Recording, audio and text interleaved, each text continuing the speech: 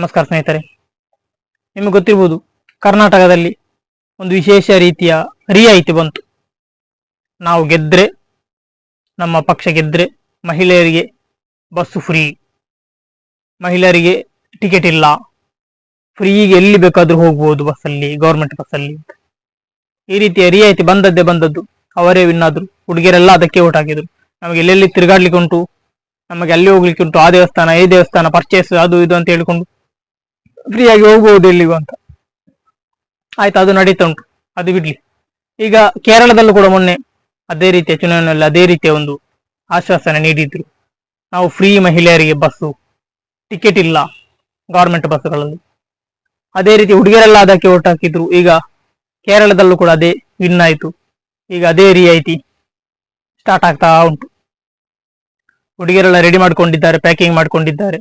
ಮಹಿಳೆಯರು ಎಲ್ಲೆಲ್ಲ ಹೋಗ್ಬೇಕು, ಇನ್ನು ಎಷ್ಟು ವರ್ಷ ಅಂತ ಗೊತ್ತಿಲ್ಲ, ಒಂದು 5 ವರ್ಷ ಇರ್ಬೋದು. ಮತ್ತೆ ಅದು ಬೇರೆ ಪಕ್ಷ ವಿನ್ ಆದ್ರೆ ಅದು ಹೋಯ್ತು ಅಂತ ಹೇಳಿ ಈಗಲೇ 5 ವರ್ಷದೊಳಗಡೆ ಇದ್ದಾಗದ್ದೆಲ್ಲ ಕೇರಳ ರಾಜ್ಯ ಫುಲ್ ಹುಡುಗಿಯರು ಸುತ್ತಲಿಕ್ಕೆ ರೆಡಿಯಾಗಿದ್ದಾರೆ.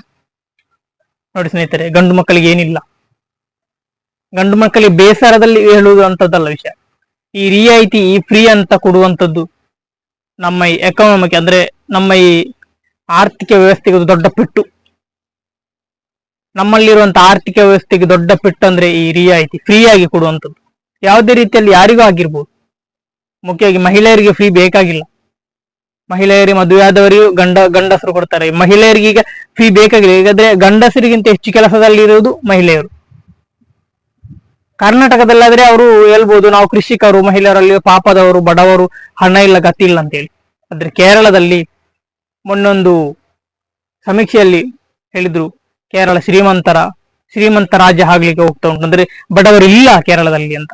ಬಡವರನ್ನು ನಾವು ಮೇಲೆ ಮಾಡಿದ್ದೇವೆ, ಶ್ರೀಮಂತಿಕೆಯಿಂದ ಕೂಡಿದರೆಲ್ಲ ಶ್ರೀಮಂತಿಗೆ ಹೋಗಿ ಬಂದು ಬಡತನ ಹೋಗಿದೆ, ಬಡತನ ಕಂಪ್ಲೀಟ್ ನಿರ್ಮೂಲನೆ ಮಾಡಿದ್ದೇವೆ ನಾವು ಅಂತ. ಮತ್ತೆ ಯಾಕೆ ಸುಮ್ಮನೆ ಫ್ರೀ? ಮತ್ತೆ ಬಡತನಕ್ಕೆ ಬರುವುದ ಒಂದು ಕಲ್ಪನೆ ಉಂಟಾ? ಶ್ರೀಮಂತಿಕೆಯಿಂದ ಮತ್ತೆ ಬಡತನಕ್ಕೆ ಬರುವಂತ ಒಂದು ಆಲೋಚನೆ ಇರ್ಬೋದು. ಅದಕ್ಕೋಸ್ಕರ ಮಹಿಳೆಯರಿಗೆ ಫ್ರೀ ಅಂತ ಮಾಡಿದ್ದಾರೆ. ನಾನು ದ್ವೇಷದಿಂದ, ಅಸೂಯೆಯಿಂದ, ಮತ್ಸರದಿಂದ, ನಂಜಿಂದ ಹೇಳುವುದಲ್ಲ. ಈ ನಮ್ಮ ದೇಶದ ಆರ್ಥಿಕ ವ್ಯವಸ್ಥೆ ದುರ್ಬಲಗೊಳ್ಳುವುದು ಈ ಫ್ರೀ ಕೊಟ್ರೆ ಮಾತ್ರ.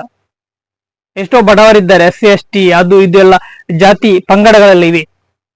ಅವರೆಷ್ಟೋ ಹಣ ಇಲ್ಲದವರು ಕೂಡ ಇದ್ದಾರೆ. ಆದ್ರೆ ಅವರಿಗೆಲ್ಲರನ್ನು ಬಿಟ್ಟು ಈ ಮಹಿಳೆಯರಿಗೆ ಮಾತ್ರ, ಮಹಿಳೆಯರಲ್ಲಿ ಶ್ರೀಮಂತರು ಕೂಡ ಇದ್ದಾರೆ. ಮಹಿಳೆಯರಿಗೆ ಫ್ರೀ ಅಂದ ಮೇಲೆ ಶ್ರೀಮಂತರು ಕೂಡ ಫ್ರೀಯಾಗಿ ಹೋಗ್ತಾರೆ. ನಮ್ಮಲ್ಲಿರುವ ಬೆನ್ಸ್ ಕಾರ್ ಪೆಟ್ರೋಲ್ ಜಾಸ್ತಿ ಆಗಿದೆ. ಬೆನ್ಸ್ ಕಾರಲ್ಲಿ ಹೋಗುವ ಒಂದು ದೇವಸ್ಥಾನಕ್ಕೆ ಹೋಗುವುದಕ್ಕೆ ಮೊದಲು ಈ ಫ್ರೀ ಬಸ್ ಅಲ್ಲಿ ಹೋಗ್ತಾರೆ.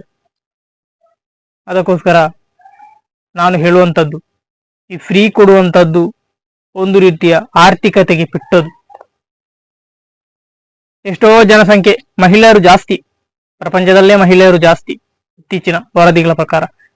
ಆದ ಕಾರಣ ಮಹಿಳೆಯರು ಜಾಸ್ತಿ ಆದಂತೆ ಈ ಫ್ರೀ ಕೊಟ್ರೆ ತುಂಬಾ ಲಾಸ್ ಆಗುವುದು ಅದೇ ನಮ್ಮ ಸರ್ಕಾರ ಬೊಕ್ಕಸದಲ್ಲಿ ಲಾಸ್ ಆದ್ರೆ ಮತ್ತೆ ಅದನ್ನು ಯಾರಿಂದ ತಕೊಳ್ಳುದು?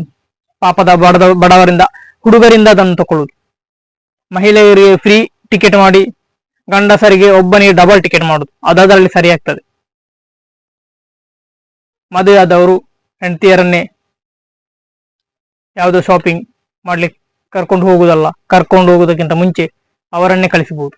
ಯಾಕಂದ್ರೆ ಅವರು ಫ್ರೀ ಆಗಿ ಹೋಗ್ತಾರೆ. ನಾವು ಹೋದ್ರೆ ಒಬ್ಬ ಹೋದ್ರೆ ಇಬ್ಬರ ಟಿಕೆಟ್ ಅದರಲ್ಲಿ ಬರ್ತದೆ. ಪೆಟ್ರೋಲ್ಗೆ ಜಾಸ್ತಿ, ಡೀಸೆಲ್ಗೆ ಜಾಸ್ತಿ ಎಲ್ಲ ಹೇಳ್ತಾರೆ.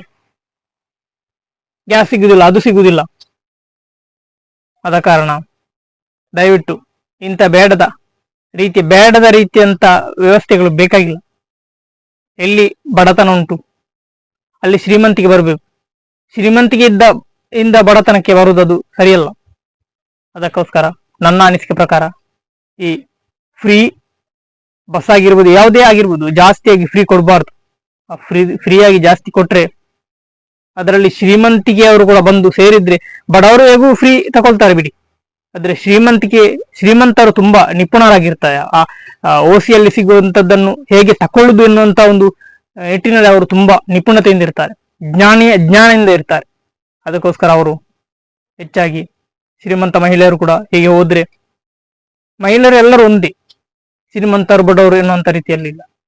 ಆದ್ರೆ ಬಡವರಿಗೆ ಫ್ರೀ ಕೊಟ್ರೆ ಅದು ತೊಂದರೆ ಇಲ್ಲ. ಯಾಕಂದ್ರೆ ಅವರಿಗೆ ಎಷ್ಟೋ ಎಲ್ಲೆಲ್ಲೋ ಹೋಗ್ಲಿಕ್ಕಿರ್ತದೆ, ಆಸ್ಪತ್ರೆಗೆ ಹೋಗ್ಲಿಕ್ಕಿರ್ತದೆ, ಅಲ್ಲಿಗೆ ಹೋಗ್ಲಿಕ್ಕಿರ್ತದೆ, ಇಲ್ಲಿಗೆ ಹೋಗ್ಲಿಕ್ಕಿರ್ತದೆ, ಸಂಬಂಧಿಕರ ಮನೆಗೆ ಹೋಗ್ಲಿಕ್ಕಿರ್ತದೆ. ಜಾಸ್ತಿಯಾಗಿ ಬಡವರು ಹೆಚ್ಚು ಖರ್ಚು ಮಾಡುವಂಥದ್ದು ಈ ಪ್ರಪಂಚದಲ್ಲಿ. ಯಾಕಂದ್ರೆ ಬಡವರಿಗೆ ಫ್ರೀ ಆಗಿ ಯಾರು ಕೊಡಲ್ಲ. ಆದ್ರೆ ಈಗ ಮಹಿಳೆಯರಿಗೆ ಫ್ರೀ ಕೊಟ್ಟಿದ್ದೇವೆ. ಆ ಮಹಿಳೆಯರು ಬಡತನದಲ್ಲಿರುವ ಮಹಿಳೆಯರಿಗಿಂತ ಶ್ರೀಮಂತಿಕೆಯಿಂದ ಮಹಿಳೆಯರು ಹೆಚ್ಚಾಗಿ ಈ ಉಪಯೋಗಿಸಬಹುದು. ಅದಕ್ಕೋಸ್ಕರ ನಾನು ಹೇಳುವ ಪ್ರಕಾರ ಆರ್ಥಿಕತೆಗೆ ಈ ಫ್ರೀಯಾಗಿ ಕೊಡುದು ಆರ್ಥಿಕತೆಗೆ ದೊಡ್ಡ ಪೆಟ್ಟು. ಅದಕ್ಕೋಸ್ಕರ ಇಂಥ ಬೇಡದ ರೀತಿಯ ರಿಯಾಯಿತಿಗಳನ್ನು ಕೊಡಬಾರದು. ವಸ್ತುಗಳ ಬೆಲೆಯನ್ನು ಕಡಿಮೆ ಮಾಡಿ. ವಸ್ತುಗಳ ಬೆಲೆಯನ್ನು ಈಗ ಪೆಟ್ರೋಲ್ ದಿನಕ್ಕೆ ದಿನ ₹1 ಅಂತೇಳಿ 120ರವರೆಗೆ ಬಂದಿದೆ. ಇನ್ನೂ ಒಂದು ಸ್ವಲ್ಪ ಒಂದು 2-3 ತಿಂಗಳಾದರೆ ₹200 ಭರ್ತಿ ಆಗ್ತದೆ. ಇಂಥ ವ್ಯವಸ್ಥೆಯಿಂದ ಕಡಿಮೆ ಮಾಡಿ. ಈ ವಸ್ತುಗಳ ದಿನ ಸಾಮಗ್ರಿಗಳು, ಅಕ್ಕಿ, ಅದು ಇದು ಅದಕ್ಕೆಲ್ಲ ಕಡಿಮೆ ಮಾಡಿ. ಅದರ ಬದಲಾಗಿ ಈ ಟಿಕೆಟ್ಗಳು, ಹೋಗುವುದು ಬರುವುದು, ಸುಮ್ಮನೆ ವ್ಯರ್ಥ ಮಾಡುದು ಯಾಕೆ ಹಣವನ್ನು? ಅದಕ್ಕೋಸ್ಕರ ಕರ್ನಾಟಕದಲ್ಲೂ ಕೂಡ ಹಾಗೆ ಮಾಡಿ. ಅವರ ಅಭಿವೃದ್ಧಿ ಏನಾಗ್ಲಿಲ್ಲ. ಅದರಲ್ಲಿ ಅಭಿವೃದ್ಧಿ ಅಲ್ಲ, ಅದರಲ್ಲಿ ಲೋಸ್, ಗೌರ್ಮೆಂಟ್ಗೆ ಲೋಸ್. ಆದ್ರೆ ಹೇಗೆ ಗೊತ್ತಾಗಲ್ಲ, ಅದು ಮುಂದಿನ ದಿವಸಗಳಲ್ಲಿ ಗೊತ್ತಾಗ್ತದೆ. ಅದಕ್ಕೋಸ್ಕರ ಆದಷ್ಟು ಇಂಥ ರಿಯಾಯಿತಿಗಳನ್ನು ನಿಲ್ಲಿಸಲಿಕ್ಕೆ ಟ್ರೈ ಮಾಡಿ. ನಮ್ಮ ದೇಶ ಉದ್ಧಾರ ಆಗ್ತದೆ. ಈ ಫ್ರೀ ಅಂತ ಕೊಡ್ತಾ ಹೋದ್ರೆ ನಮ್ಮ ದೇಶ ನಾಡಿದ್ದು ಬಡ್ಡಿ ಸಮೇತ ಅಮೆರಿಕದಿಂದ ಸಾಲ ತೆಗೆಯುವಂತ ಪರಿಸ್ಥಿತಿ. ಈಗ ಅಮೆರಿಕದಿಂದ ಎಷ್ಟೋ ಸಾಲ ತೆಗೆದಿದ್ದಾರೆ. ಇನ್ನಿದ್ದಬದ್ದೆಲ್ಲ ರಾಷ್ಟ್ರಗಳಿಂದ ಸಾಲ ತೆಗೆದು ಹುಡುಗಿಯರಿಗೆ ಕೊಡುವಂತ, ಲೇಡೀಸ್ಗಳಿಗೆ ಕೊಡುವಂಥದ್ದು, ಅಥವಾ ಯಾವುದೋ ಒಂದು ಅವನಿಗೆ ಫ್ರೀ ಕೊಡುವಂಥದ್ದು. ಅದಕ್ಕೋಸ್ಕರ ಬೇಡ, ಇಂಥ ರಿಯಾಯಿತಿಗಳನ್ನು ನಿಲ್ಲಿಸಿ ಎನ್ನುವಂಥದ್ದು ನನ್ನ ಅಭಿಪ್ರಾಯ. ವಿಡಿಯೋ ನೋಡಿದ್ದಕ್ಕೆ ಧನ್ಯವಾದಗಳು.